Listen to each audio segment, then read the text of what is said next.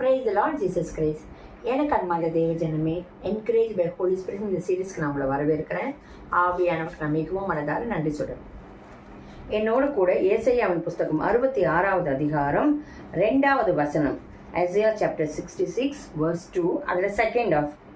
ஆனாலும் சிறுமைப்பட்டு ஆவியில் நொறுங்குண்டு என் வசனத்துக்கு நடுங்குகிறவனையே நோக்கி பார்ப்பேன். ஆமீன். இதுக்கு முன்னாடி வசனத்துல என்ன சொல்லியிருப்பாருன்னா, ஆண்டவர் வானம் எனக்கு சிங்காசனம், பூமி என்னோட பாதப்படி, நீங்கள் எனக்கு கட்டும் ஆலயம் எப்படிப்பட்டதா இருக்கும், அதுல தங்கும்படி அந்த ஸ்தலம் எப்படிப்பட்டதா இருக்கும்னு. ஆவியில நம்ம தாழ்த்தணும். நம்ம ஹிருதயம் எப்படி நொறுங்குண்ட ஹிருதயமா இருக்கணும். நொறுங்குண்டதுன்னா நம்ம எல்லாத்தையும் அடக்கி ஒடுக்கி அவருக்கு முன்பாக நான் ஒன்றும் இல்லை அப்படின்னு எல்லாம் உடைக்கப்பட்டு எல்லாத்தையும் தாழ்த்தி தரமாட்டமா நம்மளை தாழ்த்தி அவரை நோக்கி அவர் வசனத்தின்படி நடந்து அவர் வசனத்திற்கு நம்ம நடுங்கி பயப்படுற பயம், அந்த வார்த்தை என்னது, ஆண்டவராக இயேசு கிறிஸ்து.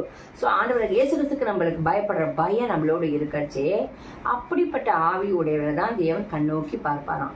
இன்னைக்கு நம்ம ஆவி அப்படிப்பட்டதா இல்லைன்னாக்க நமக்குள்ள இருந்த ஆவியானவர் சொல்றது நம்ம கேட்கலன்னு அர்த்தம்.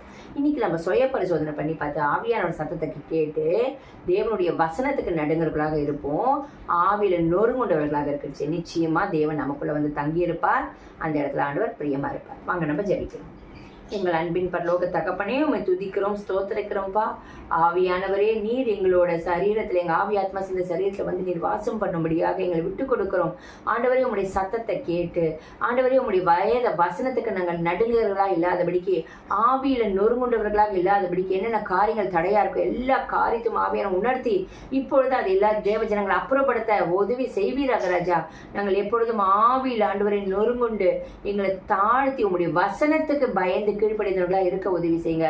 ஆவியானவரே, நீர் தங்குகிற ஆலயமாக நாங்கள் இருக்க எங்களை அர்ப்பணிக்கிறோம். இயேசுவின் நாமத்தினால ஜெபிக்கிறோம் பிதாவே, ஆமீன் ஆமீன்.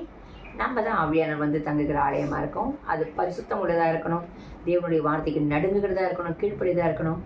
ஆவியில நம்ம நொறுங்குள்ளவர்களா உண்மை உள்ளவர்களா இருக்கணும். God bless you.